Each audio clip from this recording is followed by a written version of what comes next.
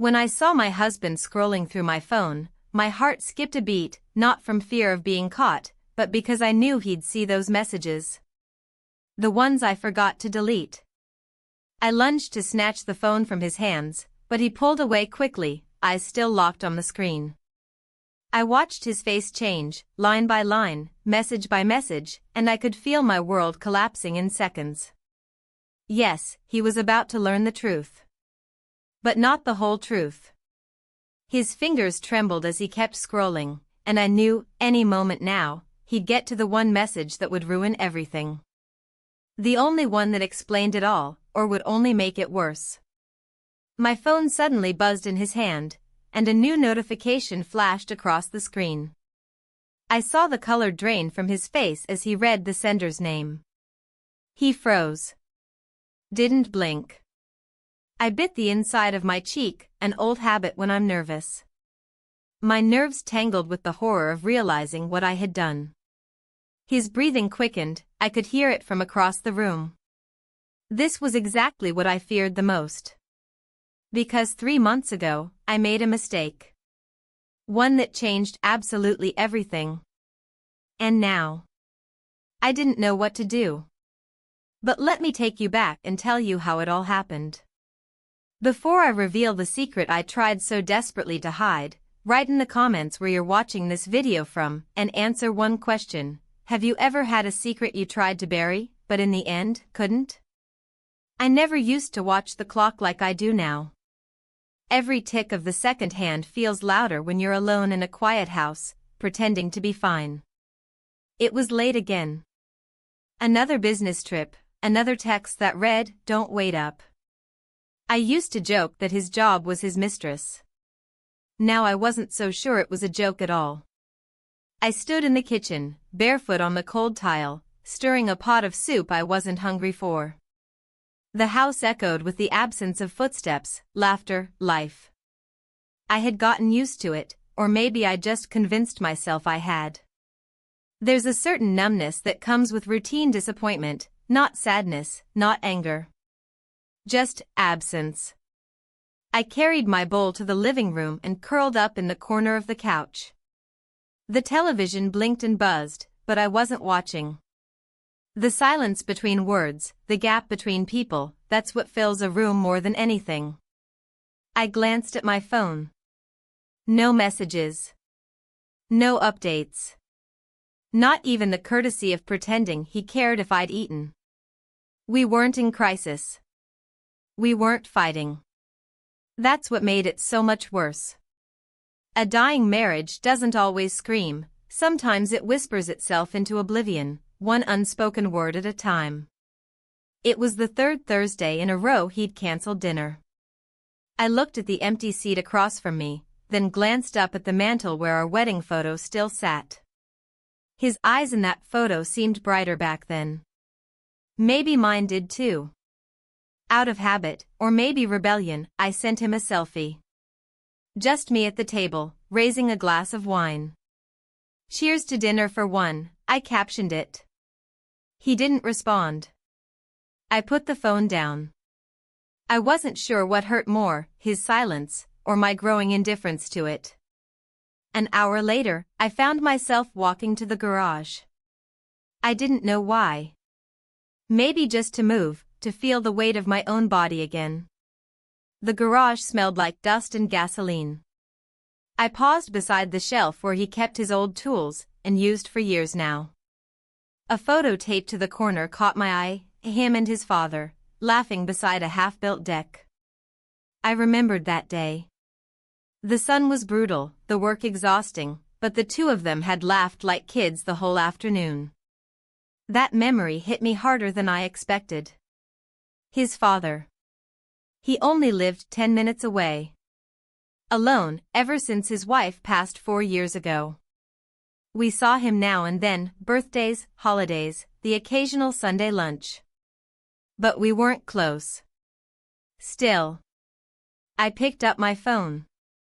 My fingers moved before I had a chance to think. Me asterisk just checking in. How are you doing tonight? The message sat there on the screen, and for a second I considered deleting it. But then. Him asterisk surprised to hear from you. I'm all right. Quiet night. You. I stared at the blinking cursor. What was I doing? Why now? I told myself it was nothing. A friendly check-in. Civility. Loneliness is a cunning liar, it knows how to disguise itself in reason. Me asterisk same. Too quiet, actually. His reply came fast. Him asterisk want to stop by for a cup of tea? No pressure. Just company. I stood in the garage for a long moment, my thumb hovering over the screen. I knew what it would look like. I knew how easy it would be to say no. But I also knew how much I craved being looked at, not out of obligation, not out of routine, but really seen. So I said yes. I changed clothes 3 times before settling on something casual. Too nice, and I'd feel ridiculous. Too plain, and I'd feel invisible. I told myself it was just tea. A human connection. Nothing more. The night was cool, the wind soft. His porch light was on when I pulled up. He opened the door before I knocked. You came, he said. Not surprised. Just pleased. I needed to get out of the house, I replied. He gestured inside. The place smelled like wood polish and chamomile. It was warmer than I expected. I noticed little details I hadn't before, a jazz record playing low, the way the light settled around his shoulders like a worn-in coat. We talked. About everything and nothing. He asked about my work, about the book I once mentioned I wanted to write. I asked him about the tree he was building that birdhouse for. We laughed. Really laughed. It was a laugh that filled space in a way my house hadn't in months. When I got up to leave, he walked me to the door. For a moment, we stood there, saying nothing. Not awkwardly, just suspended. Thanks for coming, he said softly. Thanks for inviting me. I drove home slower than usual, windows cracked, the night air cool against my skin. Something about that visit had shaken the dust off a part of me I didn't realize had been buried. I wasn't smiling. But I wasn't empty either. When I got home, my husband still hadn't replied. I plugged in my phone and crawled into bed. My body ached in a strange way, not from exertion, but from remembering what it was like to feel something. I lay there for a long time, eyes open in the dark, knowing nothing had happened tonight. Not really. And yet everything had changed. The morning after our tea at his house, I woke up before the sun. My body was still and heavy, as if it had been waiting for the silence to stretch thin enough to finally snap. I stared at the ceiling for a while, trying to pinpoint what exactly had shifted inside me. Nothing inappropriate had happened. And yet, it felt like I had crossed an invisible boundary, not because of any action, but because of something far more dangerous, intent. That day passed slowly. I went through the motions, made breakfast I didn't eat, responded to work emails I barely read, folded laundry I didn't care about.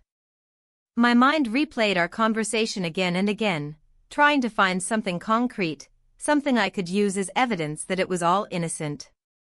But it wasn't the words that stayed with me.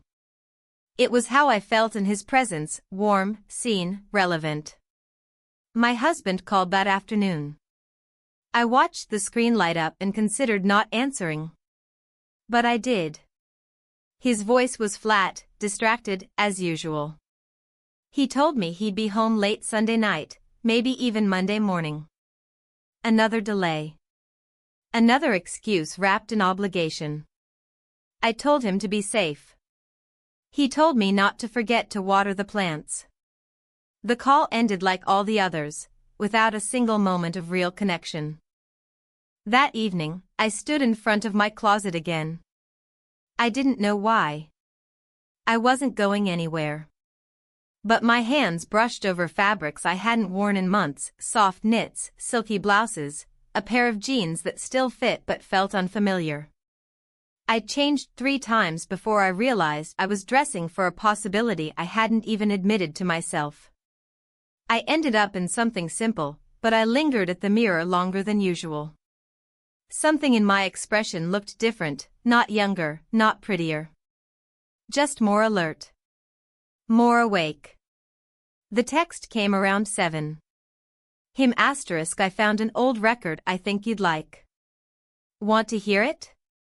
My heart knocked once, hard, then settled into a rhythm too fast to be normal. I stared at the message for a full minute before replying. Me asterisk sure. I'll stop by. It was just music. That's what I told myself. Just another cup of tea. Just another hour in the company of someone who asked about me because he actually wanted to know. I parked in the same spot as the night before. His porch light was on again, and the door opened before I knocked.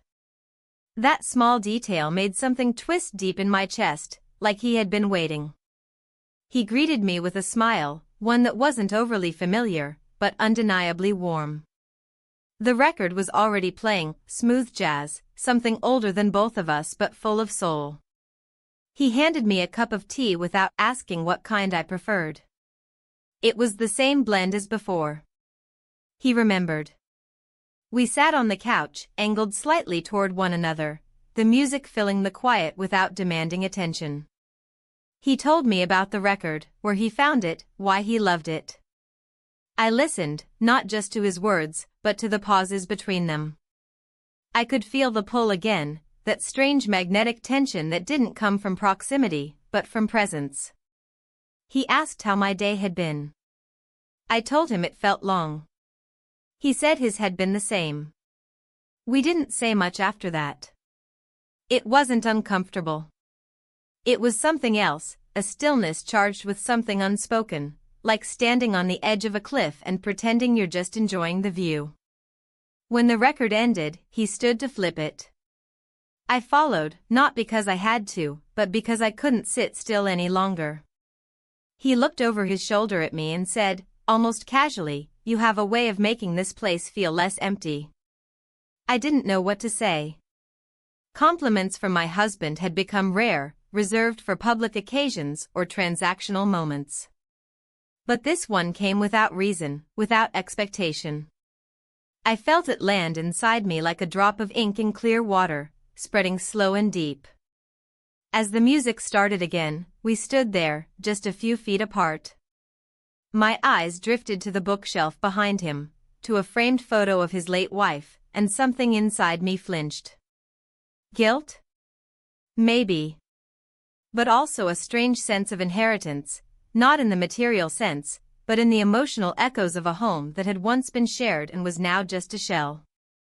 He reached out, not suddenly, not dramatically. Just a gentle, deliberate motion. His hand touched mine. Lightly. Tentatively. I didn't move away. Our eyes met, and in that moment, there was no question, no ambiguity. We kissed. It was brief, soft, almost uncertain. There was no hunger in it, no heat. Just quiet honesty. The kind of moment that isn't planned, but simply happens. When we pulled away, we didn't speak. Words would have only made it messier, more real. We stood there, breathing, both of us frozen in the gravity of what we had just done. I left soon after. The air outside was colder than I remembered. I didn't turn on the radio during the drive home. The silence suited me better, it gave me room to think, to feel, to question. At home, I walked into the dark kitchen and leaned against the counter. My hands trembled slightly as I turned on the faucet and poured a glass of water. Everything around me was the same, the countertops, the magnets on the fridge, the half-dead plant by the window. But I wasn't the same. I didn't sleep well that night. My body was tired, but my mind refused to settle. I lay awake for hours, staring into the shadows on the ceiling, replaying every detail, his touch, his words, the way his eyes searched mine before we closed that final inch of space between us. I didn't feel like a teenager again. This wasn't reckless passion or forbidden thrill. It was something quieter, but heavier. A shift in the plates beneath my life, subtle but seismic. I knew what I'd done. And I knew what it might cost. But most of all, I knew I couldn't pretend it hadn't happened. Something had awakened inside me, and whether it led to ruin or release, I couldn't unfeel it. Not now. Not after this. I didn't go back the next night. Or the night after that. I told myself it was the right thing to do, to create distance, to give space for what happened to dissolve in the silence of time. But every hour that passed without contact only seemed to etch that moment deeper into my mind. Not just the kiss, but everything that surrounded it. The way his hand had trembled ever so slightly before touching mine. The quiet dignity in his eyes. The absence of shame. It made it all worse somehow, that it had felt gentle. I moved through the next few days like I was underwater. My movements were slow, deliberate, as though the air around me had thickened. I kept the house clean. I responded to work emails. I watered the plants, folded towels, sorted the mail, all with the mechanical efficiency of someone trying not to think. When my husband called, I answered like nothing had changed. His voice, distant and routine as always, didn't trigger anything new. That was what startled me the most. I hadn't expected to feel anger, or even guilt. But I didn't feel anything at all. That dull emptiness returned, not as a punishment, but as a reminder of what I had grown used to. He said he might be home earlier than planned, Sunday night instead of Monday morning. I nodded even though he couldn't see me, and told him I'd make something nice for dinner. He thanked me, and before hanging up, added, "I've missed you." I didn't respond in time. He was already gone. I spent most of that Saturday walking aimlessly through stores I didn't need to visit. I browsed through aisles of clothes I wouldn't wear, candles I wouldn't light, books I wouldn't read. I wasn't shopping. I was avoiding. The truth was I didn't trust myself to stay still. Stillness had become too dangerous. By the time I got home, the sun was beginning to dip. I stood in the kitchen staring at my reflection in the oven door. Not distorted. Just unfamiliar. That evening, I sat down and tried to write. Years ago, I used to scribble thoughts in a journal, mostly fragments, never full sentences. I had stopped around the time our routines had hardened into a shape that left no room for reflection. But that night, I found the old notebook buried in the back of a drawer. I opened it and flipped past the early pages, past the entries that spoke of hope, of small joys, of plans for someday. I didn't add anything new. I just closed the book and left it on the table, not as a beginning, not even as a gesture. Just as a reminder that I had once had things to say. Sunday morning came quietly. I cleaned the kitchen, changed the bed sheets, and moved through the house with a carefulness that surprised me. My husband would be home that evening, and part of me felt as if I needed to reset everything, not for him, but for me. As if scrubbing the counters or vacuuming the rug would somehow restore the boundary I had crossed. But the weight didn't lift. Around noon, I stepped outside into the backyard. The air was warm, but a breeze played with the hem of my dress. I sat on the patio chair and closed my eyes, letting the sunlight fall across my face. Then I heard the gate creak. It wasn't loud. Just enough to alert me that someone was there. I turned slowly, my stomach tightening. He stood just inside the gate, one hand resting on the frame, the other holding something. A brown paper bag. He didn't step forward. He just nodded once, as if asking permission. I didn't move, didn't speak, but I didn't tell him to leave either. He walked over quietly and held out the bag. Inside was a small pot of honey from the farmer's market, and a loaf of bread wrapped in wax paper. "I thought you might like this," he said. I thanked him, my voice barely above a whisper.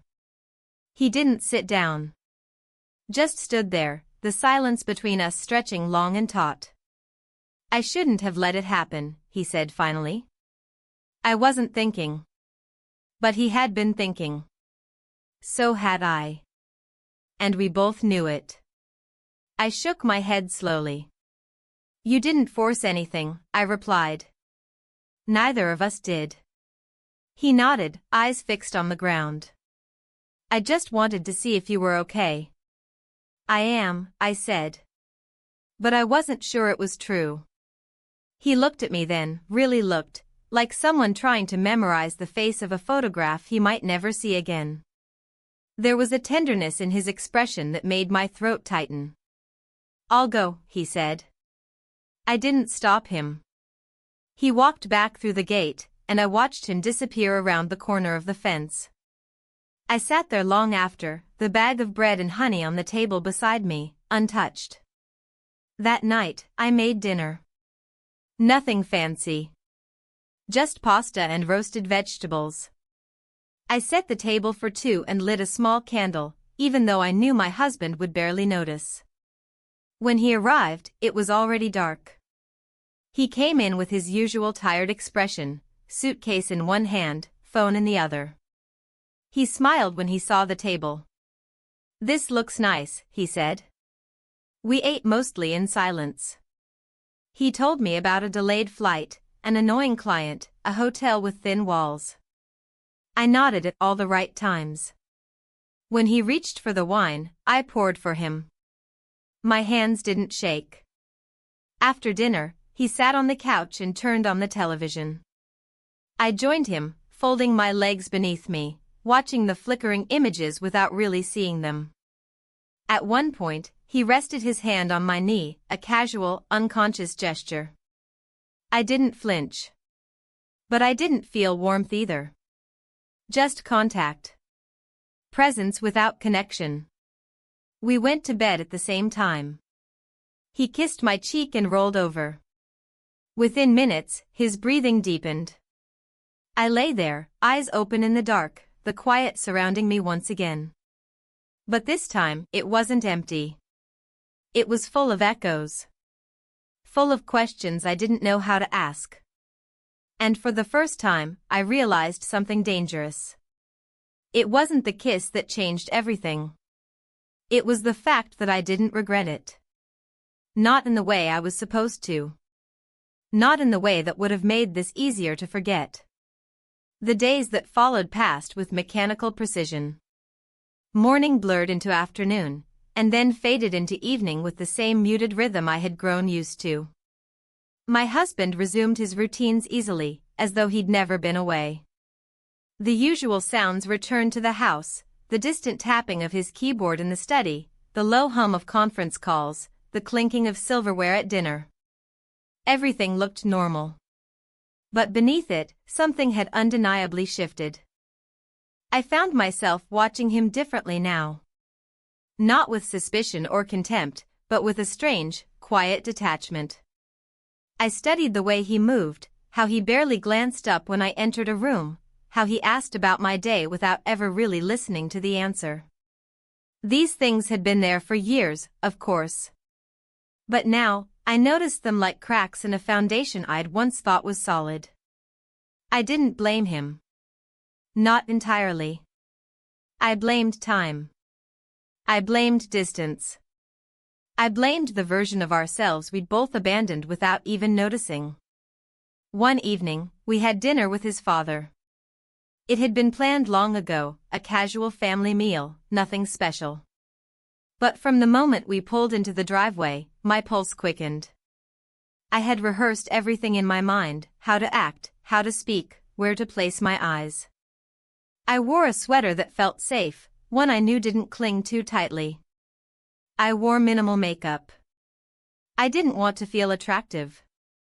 I wanted to disappear. He opened the door with a familiar smile, one I had seen dozens of times before, polite, warm, restrained. But this time, it hit me differently. It was too polite. Too practiced. Like we had silently agreed to wear masks, to perform normalcy for the sake of the one person who didn't know there was anything beneath the surface. The dinner was quiet. Conversation drifted from weather to sports to local news. I nodded, smiled, laughed where appropriate. My husband told a story about a delayed flight, and I filled our glasses without spilling a drop. It was almost perfect, the illusion. But then, as I reached for a dish across the table, I caught his father's gaze. Just for a second. It wasn't longing. It wasn't guilt. It was something far more painful, restraint. A deliberate, heavy restraint. The kind that grows from the understanding that something cannot be undone. After dessert, I offered to help with the dishes. My husband declined politely, already scrolling through his phone. His father hesitated, then motioned for me to follow him into the kitchen. We worked in silence. The water ran, the plates clinked, and our shoulders moved in an awkward ballet of avoidance. The air between us was dense with what we weren't saying. He passed me a damp plate to dry, and for a moment our hands touched. Just barely. But it was enough to bring everything back. The night. The softness. The silence afterward. I didn't look up. I didn't speak. Neither did he. As we finished, he cleared his throat softly. "Thank you," he said, barely above a whisper. I nodded. "For dinner," I replied. My voice was calm, but my chest ached from holding back what I wasn't even sure I wanted to say. On the way home, my husband talked about his schedule for the week, 2 back-to-back meetings, a client dinner, an early flight on Thursday. I responded when necessary, but my mind was still in the kitchen. Still there among the scent of dish soap and the quiet space between us.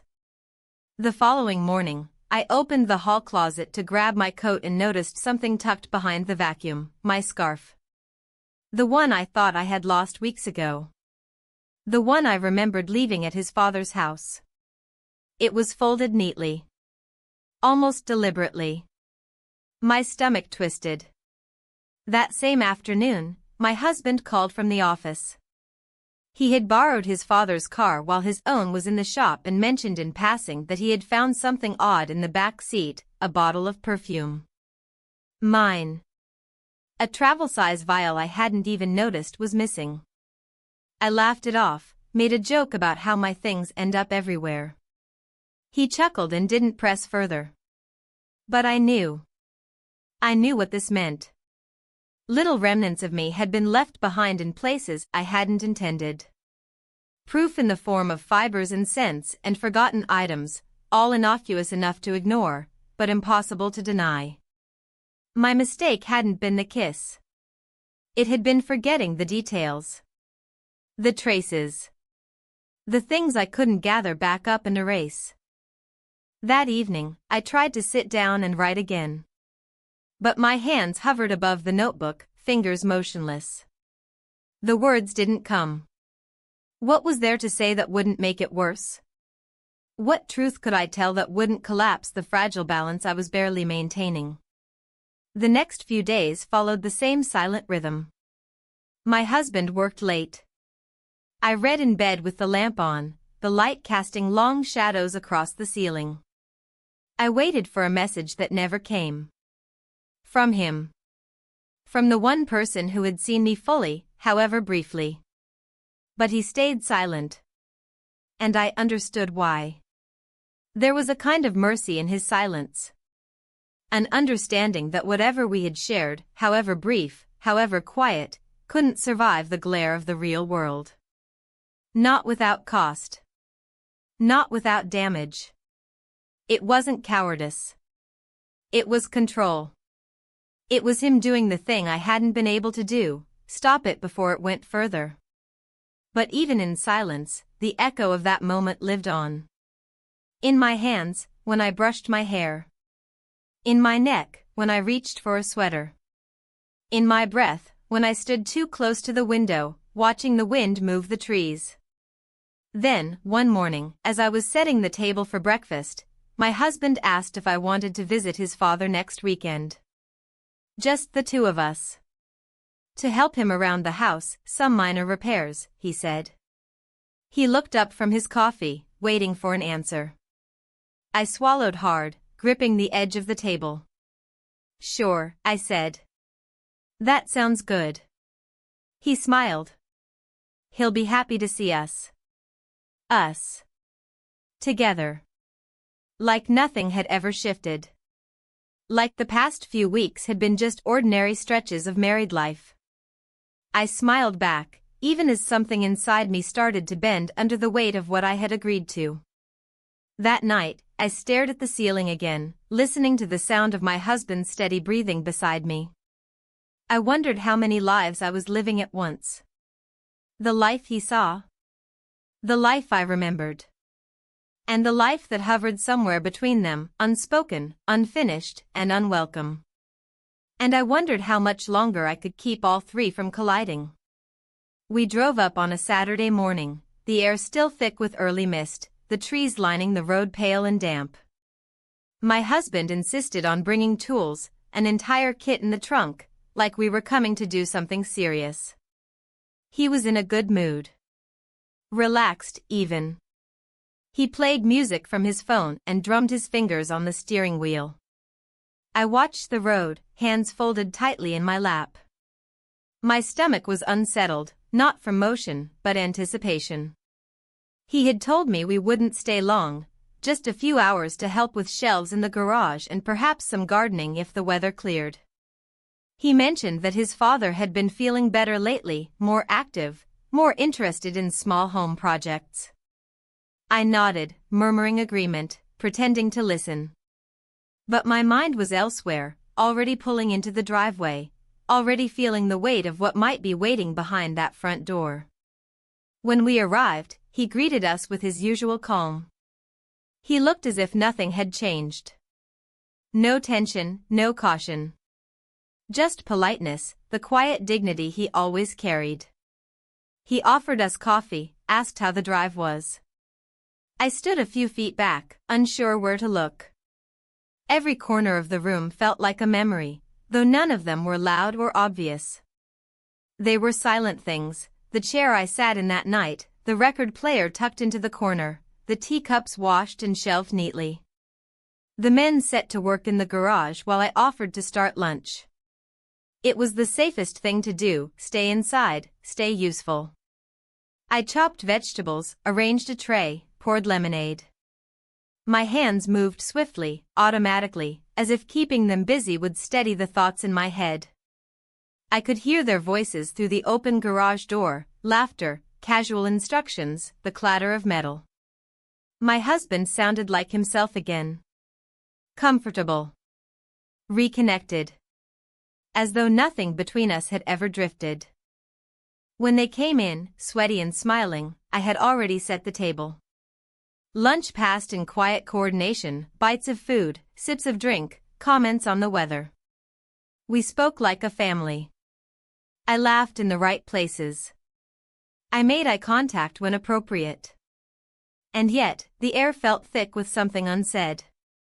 Not fear. Not guilt. Something more difficult, restraint mixed with recognition. Afterward, my husband went to check the gutters.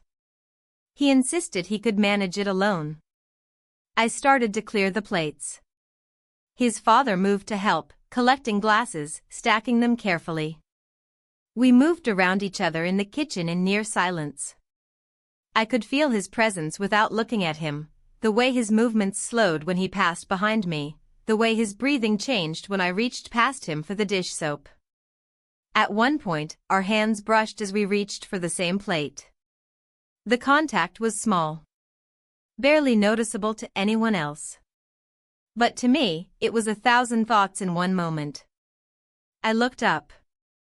So did he. We held each other's gaze longer than we should have. Neither of us spoke. The weight of that silence pressed hard against the air. Then, as if by some unspoken cue, we turned back to the dishes. The moment passed. But the echo of it remained. When we left later that afternoon, the sun had broken through the clouds. My husband was in high spirits, proud of the work he'd done. He talked the whole drive back, going over plans for the coming week, joking about how out of shape he was. I nodded, smiled, responded. But my thoughts stayed behind in the kitchen, in the moment where our eyes had met, in the weight of a touch that meant nothing and everything at once. That night, I unpacked our bags and set his tools in the hallway. I moved slowly, trying to feel normal again. Trying to fold myself back into the role that had once fit without effort. But something didn't sit right. Something had begun to pull at the seams. When I passed the bathroom mirror, I paused. My reflection stared back, calm and composed, but behind the stillness was a flicker of something I couldn't name. I leaned closer, searching for it, for whatever had changed. It wasn't regret. It wasn't longing. It was awareness. A consciousness that couldn't be unlearned. He came up behind me then, wrapped his arms around my waist. I flinched, not out of fear or rejection, but because it caught me off guard. His touch had become rare, and I no longer knew how to welcome it. He rested his chin on my shoulder and asked if I had fun today. I nodded slowly, not trusting my voice. Later, after he had fallen asleep, I sat in the dark at the edge of the bed. The room was quiet, the only sound the soft rustle of leaves against the window.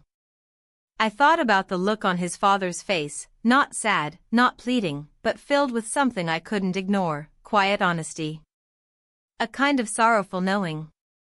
I didn't reach for my phone. I didn't send a message. But I didn't sleep either. I sat there for hours, surrounded by a silence that had become too familiar, trying to understand what I was becoming. Not who I had become, that would suggest a finished transformation. But something in motion. Something shifting. And then, just before dawn, I went downstairs and stood barefoot in the kitchen. I poured a glass of water, held it between my hands, and stared out into the backyard. The sky was just beginning to lighten, a faint blue-gray casting soft shadows across the grass. I thought about how easy it would be to pretend. To erase moments. To rewrite meaning. To carry on. People do it every day. But I also knew the truth of what had already happened couldn't be undone. Not because of a single kiss. Not even because of shared silence or accidental touches. But because I had changed. And I knew, no matter how much I tried, I could never go back to who I had been before. We kissed. And the world, my world, had shifted. Quietly. Irreversibly. The following week passed in a blur of careful movements and unspoken calculations. Every decision I made felt layered with subtext, every glance measured, every step rehearsed. At home, I folded myself neatly into the roles I knew by heart: wife, hostess, caretaker. I returned calls, planned meals, watered the plants on the windowsill. I smiled at the right times. I asked the right questions. But beneath it all, I was somewhere else entirely. My husband was busy, which helped. He had several early meetings and long days at the office. His schedule filled itself, and I didn't have to invent reasons to be alone. He came home late, ate quickly, showered, and sank into the sofa with his laptop. I watched him sometimes from across the room, the soft blue light from his screen illuminating his face. There was nothing wrong with him. That was the problem. There was nothing to blame. The silence between us had become polite again, not heavy or hostile, just agreed upon. Mutually understood. It was the silence of two people who had grown skilled at not asking the wrong questions. We had both learned that avoiding discomfort was easier than confronting it. And so we moved in parallel, like shadows on opposite walls. Midweek, I received a message I hadn't expected. It was short. From him. I'm going to be out of town this weekend. Just needed you to know. I stared at the screen for several minutes, the words both simple and impossibly loaded. He didn't explain why he was telling me. He didn't ask anything. He didn't suggest or imply. Just information. A fact. I didn't respond immediately. I wasn't sure I needed to. But later that night, as I stood brushing my teeth, I looked into the mirror and heard myself whisper, "You knew he would go." And I had. The days leading up to the weekend dragged with unbearable slowness. I busied myself with errands I didn't need to run, sorting drawers that hadn't been touched in months, scrubbing already clean countertops. It wasn't anticipation. It was dread. Not because of what I might do, but because of what I might feel. Again. When Saturday morning arrived, the sky was low and gray. I woke early, without needing the alarm. My husband had already left for the airport. I found a note in the kitchen, a small yellow square stuck to the fridge, his handwriting tight and slanted. "Don't forget to take time for yourself. Love you." I read it twice. Then I peeled it off and dropped it into the trash. The hours that followed were long. I walked to the market, browsed the produce, bought more than I needed. I sat at a cafe and watched strangers pass by, couples, families, old men sipping coffee alone. It comforted me, the ordinariness of their movements. Everyone seemed to be where they belonged. By late afternoon, I was home again, standing at the sink, watching the rain tap against the glass. My phone buzzed on the counter, and for a moment, I didn't reach for it. I stared at the screen, letting the vibration pass. Only when it stopped did I finally look. It was him again. "Still raining here too. Hope you're warm." That was all. Just that. But it landed like a whisper in a quiet room, soft, but impossible to ignore. I didn't reply. Not right away. I walked into the living room, sat on the edge of the sofa, and stared out the window at the dull sky. There were no plans. No expectations. No promises. And yet I felt something settle inside me, not clarity, not certainty. Something quieter. Resignation, maybe. Or inevitability. I changed clothes. Not with intent, but because the ones I wore suddenly felt too tight, too visible. I chose a sweater that was soft and familiar, jeans that had faded over years of wear. I pulled my hair back. Not styled, just out of my face. I looked in the mirror and saw someone unremarkable, not dressed up, not prepared. Just present. Then I reached for my keys. The drive was short, but it felt endless. Every red light was a chance to turn around, every stop sign an opportunity to choose something else. But I kept going, not out of desire, not out of boldness, but because the space I had been trying to hold together was already fractured. And there was nothing left to preserve that hadn't already quietly come undone. When I parked in front of his house, I stayed in the car for a long while. The rain had slowed, but the windshield was still dotted with beads of water. The porch light was on, though it was only late afternoon. I watched the light flicker slightly, distorted through the glass. Then I opened the door. I walked slowly to the steps, pausing at the threshold. I didn't knock. He opened the door before I reached for it. He didn't look surprised. He didn't speak. He stepped back, and I entered. The house smelled the same, wood polish, faint coffee, something older I couldn't name. He gestured toward the living room, and I followed. We sat on opposite ends of the couch, not facing each other fully, not avoiding either. There were 100 things we could have said. We didn't. The silence was familiar now, not heavy. Shared. After several minutes, he stood and crossed the room. He returned with a blanket, the same one from before, soft and worn. He draped it gently over the back of the couch, close enough that I could reach it if I needed to. Then he sat again. I turned toward him slightly, just enough to meet his eyes. They were tired, but calm. There was no urgency in them, no hunger, no pleading.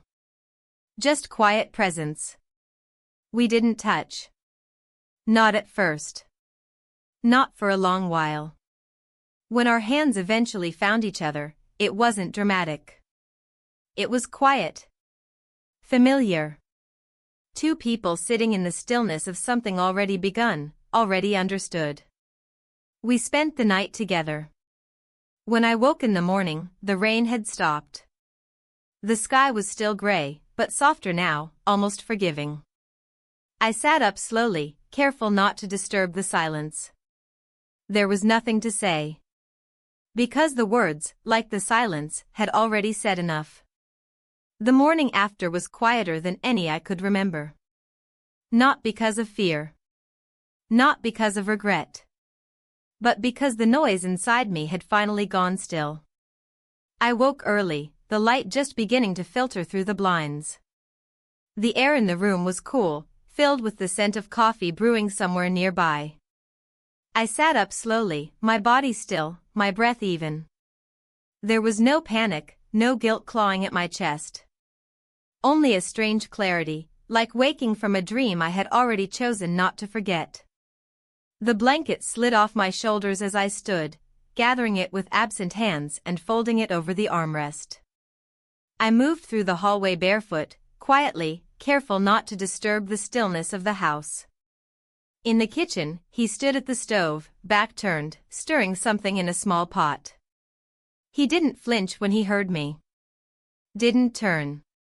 He just said, "Coffee's almost ready." I sat at the table and looked at the pattern in the wood grain. The silence between us wasn't awkward anymore. It had changed shape. It was something mutual now. Not avoidance. Not expectation. Something like acceptance. He placed a mug in front of me and sat across the table. We drank in silence, and it struck me that this moment, simple and uneventful, felt more real than anything I had shared at home in months. Maybe longer. After breakfast, I helped him clean. Neither of us spoke about the night before. Not because we were pretending it hadn't happened, but because we understood there was nothing new to say. We had stepped across a line and neither of us had pulled back. And now, here we were, still ourselves, but different. Not better. Not worse. Just changed. I left around midday. The sky had softened into a pale, colorless blue. No clouds, no sun. Just quiet openness. The drive home was uneventful, and I let the hum of the road blur my thoughts. When I pulled into the driveway, everything looked the same. The hedges needed trimming. The recycling bin still stood where I'd left it. A package sat at the front door, probably something he'd ordered days ago. Normal. Routine. The kind of life that keeps itself going even when you've stepped out of it. Inside, the house felt cool. I opened a few windows to let the air move. Then I unpacked the groceries I'd bought 2 days before, wiped the countertops, fed the cat. Everything automatic. Later that evening, I sat on the edge of the bed, my phone in my hands. My husband had texted earlier, a photo of the hotel breakfast, a quick note about how the seminar was going well. He'd be home tomorrow night. I stared at his message, trying to summon some version of myself that could reply naturally. But the truth was, I didn't know what to say. Not because I didn't care, but because I didn't know who I was to him anymore. Or to myself. So I just typed, "Glad it's going well. Drive safe tomorrow," and hit send. Then I set the phone down and walked into the bathroom. I stood in front of the mirror again. Not looking for anything this time. Just observing. The lines around my eyes, the way my shoulders curved, the tension in my jaw I hadn't noticed before. I was older than the woman I remembered being. Softer in some places, sharper in others. And somehow, all of that mattered less than it used to. I drew a bath, not to relax, but to reset. The water was warm, and I sank into it slowly, letting my body adjust to the quiet. I closed my eyes and thought about nothing for a while. Or maybe I thought about everything, just not in words. That night, I couldn't sleep. I lay awake, the sheets too smooth, the pillows too firm. I missed the sound of the old heater in his house, the uneven creak of the floorboards when he moved down the hall. I missed the smell of his kitchen. The weight of the silence that didn't demand anything from me. I tried reading. I tried pacing. I tried making tea. But nothing settled. So I sat at the dining room table and opened the notebook again, the one I had once used to write things down before life had become too busy, too quiet, too filled with responsibilities that drowned out my own voice. I didn't write a confession. I didn't write poetry. I wrote moments. Sentences. Small things that didn't need to be explained. The way he looked at me when I didn't speak. The sound of the rain on the porch roof. The feel of my own breath slowing as I sat across from someone who saw me. The pages filled slowly. Not with answers, but with presence. In the morning, I cleaned the house. I washed the sheets. I swept the floor, scrubbed the bathroom, wiped down the shelves. I wasn't hiding evidence. I wasn't trying to erase anything. I was preparing. For what, I didn't know. But I needed the house to feel fresh. Not for him. For me. My husband arrived home in the early evening, suitcase in hand, smile easy. He kissed my cheek and asked how my weekend had been. I said it had been quiet. Productive. He nodded. He didn't ask anything more. We ate dinner together. Leftovers. I told him the grocery store had been crowded. He told me the hotel pillows were awful. We talked like people who remembered how to live together, even if we weren't entirely sure why anymore. Later that night, as he slept beside me, I stared at the ceiling again. Not with dread. Not with guilt. Just with awareness. Awareness that life had taken a turn I hadn't planned. That a version of me I thought had disappeared still existed, quiet, but undeniable. And I knew something had to shift. Something had to change. Because pretending wasn't going to be enough anymore. Not for me. And maybe not for him either. The days that followed returned to a rhythm that should have felt familiar, but now felt foreign. My husband resumed his routines with quiet confidence, early mornings, long phone calls, small talk over breakfast. He moved through our life as though nothing had shifted. Perhaps, for him, nothing had. Perhaps, in his eyes, I was still the same woman who folded laundry on Sundays and smiled politely at dinner. But I wasn't. I watched him more now, not with judgment, but with a kind of distant curiosity. I noticed how he avoided eye contact when I asked about his meetings. How he never commented on my clothes, even when I wore something new. How he assumed I was fine, simply because I said I was. And maybe I had let him believe that for too long. Maybe we both had. There was a moment, one morning, that made me pause. I was sitting on the porch with a cup of tea, the sun barely rising over the rooftops. The air was still cool, carrying the scent of dew and something earthy. He came out, still buttoning his shirt, his tie loose around his neck. He kissed the top of my head without saying anything, then stepped back inside. It was a familiar gesture, practiced, automatic. But it lingered with me. Not because it meant something, but because it didn't. That weekend, he suggested we go for a walk together. The weather was finally warming, and the trees along the neighborhood paths were beginning to bud. We strolled in silence at first, our steps out of sync, our hands not quite touching. Eventually, he began to talk about the neighbor's dog, an article he read about early retirement, something mundane about property taxes. I nodded. Replied when expected. But the more he spoke, the more I felt a kind of quiet unraveling inside me. Like I was watching a version of my life play out in front of me, one I had helped build, one I had chosen, and yet no longer knew how to participate in. That night, after he fell asleep, I stood in the hallway, listening to the ticking of the old clock on the wall. The house was completely still. I walked slowly toward the kitchen, passing the framed photographs lining the shelves. Each one a memory frozen in time. A smile, a vacation, a celebration. None of them told the full story. In the kitchen, I poured myself a glass of water and stood by the sink, staring out the window into the darkness. Somewhere out there, he was sleeping too. I wondered if he lay awake the way I did, wondering what came next. But I doubted it. I didn't call him. I didn't text. But I thought of him. Constantly. And not in the way people think of someone they miss. It wasn't longing. It wasn't romance. It was presence. A quiet hum beneath everything I did, as if some part of me remained anchored in that space where we had last met. I began to notice small shifts in myself. I spoke less. Smiled only when I meant it. I took longer walks alone.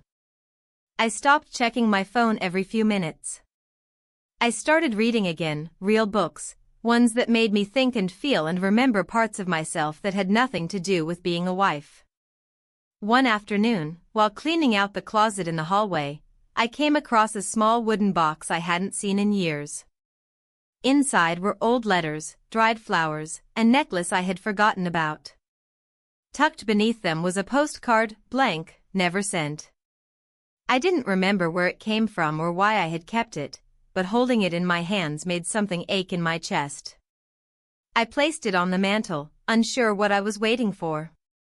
Later that week, my husband mentioned that he'd be away for 2 nights on business.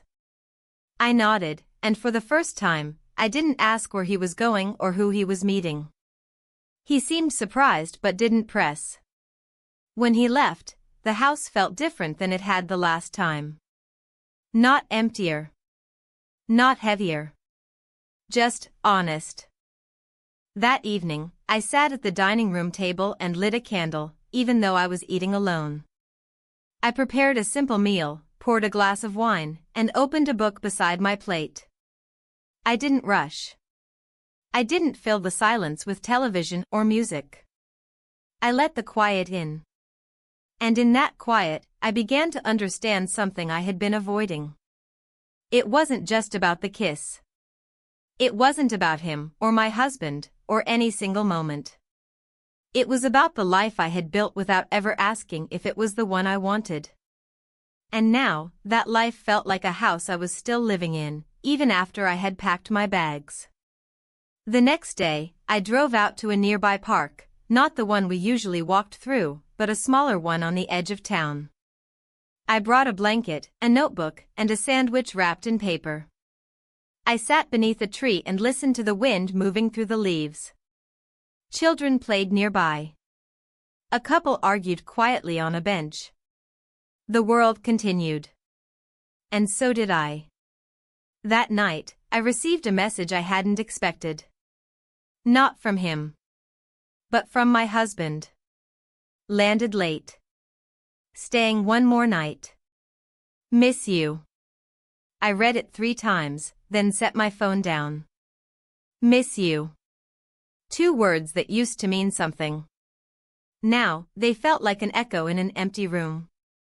I sat with that feeling for a long time, letting it stretch and settle. And when I finally stood to turn off the lights, I knew something had shifted again. Not in the world around me, but in me. And whatever came next, it wouldn't be a return. It would be a choice. It happened the way these things often do, quietly, unexpectedly, without warning. Not in the form of confrontation or accusation, but through a single, fragile misstep. The morning started like any other.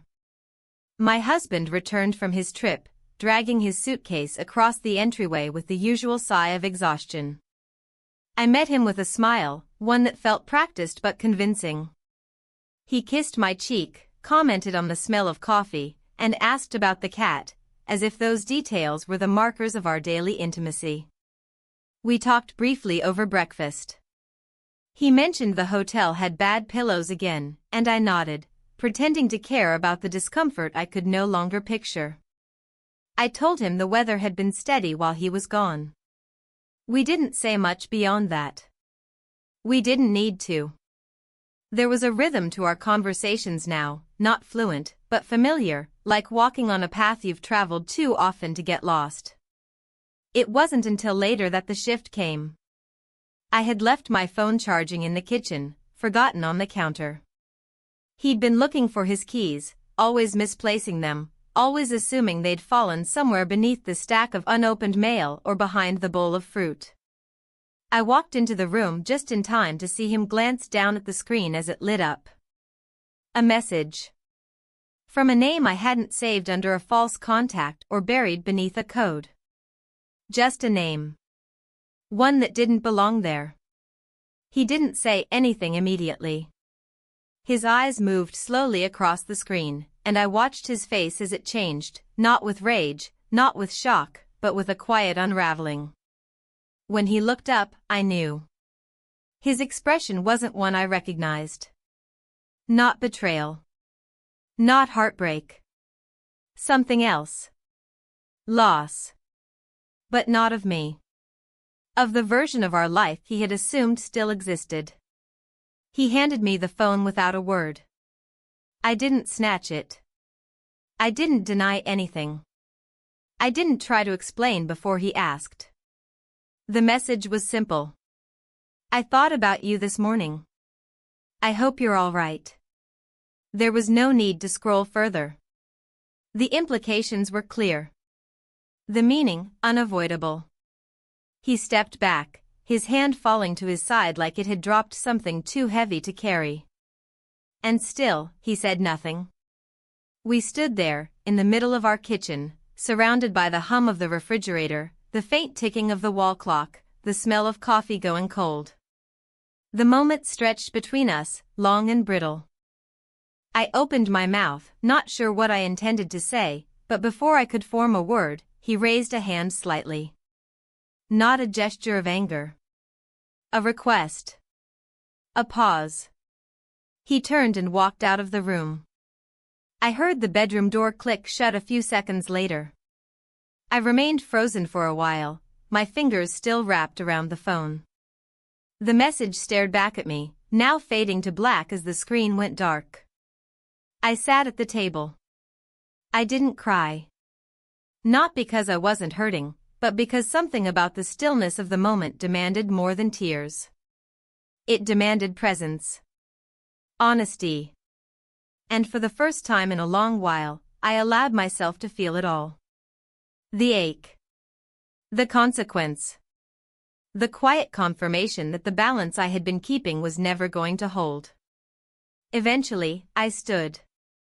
I moved through the house slowly, picking up stray cups, folding the blanket on the armrest, resetting the pillows on the couch. All meaningless gestures. But they helped me breathe. He didn't come out for hours.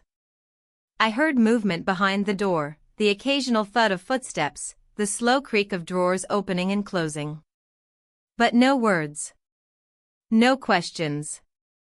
No accusations. When he did finally emerge, it was already dusk. The light through the windows had turned soft and orange, casting long shadows across the floor. He walked past me without stopping, heading for the front door. I turned ready to speak, but he paused with one hand on the handle. I'm going to stay at a hotel tonight, he said, his voice steady. I nodded, not trusting myself to speak. He didn't look at me. Not even once. The door closed behind him, and the silence that followed was louder than anything I had ever heard. I stood in the entryway long after he was gone. The air in the house felt different now. Heavier. Or maybe emptier. It was hard to tell the difference. I walked upstairs and sat on the edge of the bed. His side of the closet was half open, a few shirts missing from the hangers. I noticed the dent his suitcase had left in the carpet. I rested my elbows on my knees, letting my hands hang loosely. The questions began to form, the ones I had avoided for so long. What had I wanted? Not to be caught. That much was clear. But more than that, had I been seeking love? Comfort? Escape? Or was it simply the feeling of being alive again? Had I ever truly been content? Or just compliant? I didn't know. Not fully. But I was beginning to understand that avoidance was no longer sustainable. I stood and walked to the window. The sky had dimmed further, the colors fading into shades of gray and blue. Lights flickered on in neighboring homes, silhouettes moving behind curtains, families gathering around tables. Life continuing. Even as mine unraveled. And somewhere, beneath all the stillness, I felt something unfamiliar. Not peace. Not relief. Something sharper. Consequence. And in that moment, I knew that the next conversation we had would not be about blame. It would be about truth. Finally. The house didn't feel like mine anymore. It hadn't for a while, I suppose, but now the emptiness had a name. Silence used to be something I wore like armor, a protective layer that kept me from having to look too closely. But after he left that evening, after the door closed with the kind of finality that doesn't need to be slammed, silence became exposure. There was nothing left between the walls except air and unanswered questions. I didn't sleep that night. Not out of fear, not even out of sorrow, but because my body no longer recognized rest as something earned. I laid still in our bed, beneath sheets that held the warmth of absence, and stared at the ceiling until the first pale light of morning bled through the curtains. I thought about calling him. I stared at the phone more than once, thumb hovering over his name, not knowing what I would say even if he picked up. Apologies felt both premature and inadequate. Explanations too shallow. We had lived side by side for so long without real confrontation that even truth felt like foreign territory. By mid-morning, I showered, dressed, and made coffee. The rituals of normalcy. The kitchen looked sterile. It always did after a deep clean, and I had cleaned everything the night before, as if scrubbing grout could make the reality of what had happened vanish. His mug was still in the dish rack, upside down, waiting. I didn't move it. Sometime after noon, I left the house. I walked with no real destination. Past neighbors trimming hedges, past children on bicycles, past empty driveways.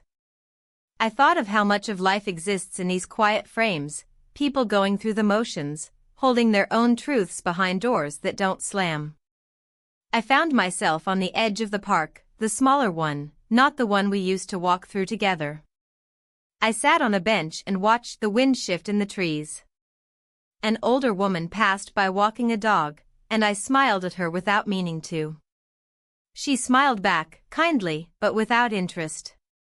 Just two strangers with nothing to hide and nothing to share. Time felt slow in that place. Measured by the pace of footsteps and the way leaves swayed in the breeze. I didn't check my phone once. By the time I returned home, the sun was beginning to lower. I stood in the foyer for a long time, unsure of what I was waiting for. Then I heard a car door close outside. My heart didn't race. It didn't sink. It just held still. He stepped into the house with keys in hand, his eyes tired. He didn't look angry. Just different. Like a man who had spent the night rearranging pieces of his reality. He nodded in my direction, a gesture more than a greeting. I stepped aside as he entered, letting him walk past me. He didn't ask how I was. He didn't demand answers. He went into the kitchen, opened the cabinet, and poured himself a glass of water. I followed, unsure how to begin. He leaned against the counter, arms crossed loosely, and looked at me. Not through me. At me. We stood like that for a while. Not speaking. Letting the weight of what had passed fill the space. When I finally did speak, my voice came out quiet, raw from disuse. I never planned for it to happen. He didn't respond. He didn't need to. I don't expect you to understand, and I don't think saying sorry will undo what I've done. Still, he said nothing. But his eyes didn't harden. That mattered more than I expected. I think I stopped knowing how to need anything. And I forgot how to say it when I did. He took a slow breath, and for a moment, I thought he might speak. But instead, he nodded slightly, as if confirming something to himself. I should have seen it coming, he said at last, voice low. I don't mean the message. I mean everything before it. There was no accusation in his tone. No fire. Just quiet observation. The way someone might comment on a forecast they ignored until the storm finally arrived. I kept thinking we were fine, he continued. Because there was no yelling. No drama. Just habit. I nodded, slowly. He looked down at the floor, then back at me. I don't want to ask for details. I don't think I could hear them. I understood. I just need to know if you still want to be here, he said. Not for yesterday. Not for years ago. But now. That question hung in the air, trembling slightly. And I realized in that moment how deeply I didn't know the answer. Because part of me did. Not for comfort. Not for penance. But because this life, this man, was still part of my history. Still part of my shape. But another part of me, the one that had been quietly waking up over the past months, wasn't sure that staying would mean anything more than returning to silence. I met his gaze. Steady. I don't know yet, I said. He didn't flinch. That's honest, he replied. We stood there a while longer. Not touching. Not deciding. Eventually, he picked up his glass, finished the water, and set it down gently in the sink. I'm going to stay at my brother's for a few days, he said. To think. Maybe you should do the same. I nodded. He grabbed a small overnight bag from the hallway, the same one he always packed last minute. As he reached for the doorknob, he turned one last time. I'm not saying this ends everything. But it ends the pretending. And then he left. The silence returned. But this time, it didn't feel like a mask. It felt like space. Space to be honest. Space to choose. I stood alone in the kitchen, eyes fixed on the empty doorway. There was no clean ending to this. No line drawn in dust. Just a beginning. One I hadn't yet defined. But whatever it would be mine. Truly mine.